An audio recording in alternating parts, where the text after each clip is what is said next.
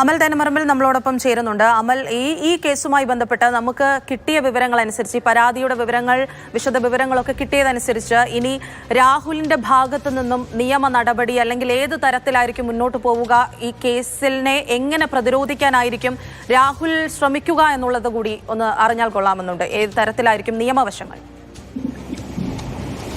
അനശ്വര, ഈ കേസിൽ രാഹുലിനെ സംബന്ധിച്ചിടത്തോളം നിയമപരമായി മുന്നോട്ട് പോകാൻ ഇനി മറ്റു മാർഗങ്ങളൊന്നുമില്ല. നേരത്തെ മുൻപുണ്ടായിരുന്ന കേസുകളിൽ ഇതുപോലെ മുൻകൂർ ജാമ്യാപേക്ഷയുമായി മുൻപോട്ട് പോകാനോ അല്ലെങ്കിൽ മാറി നിൽക്കാനുള്ള അവസ്ഥ പോലും ഇല്ലാത്തൊരു സാഹചര്യം ഉണ്ടായി. രാഹുലിനെ ഈ പരാതിയുടെ വിവരങ്ങൾ പുറത്തു വരുന്നതിന് മുൻപ് തന്നെ അറസ്റ്റ് ഉണ്ടാകുന്നു.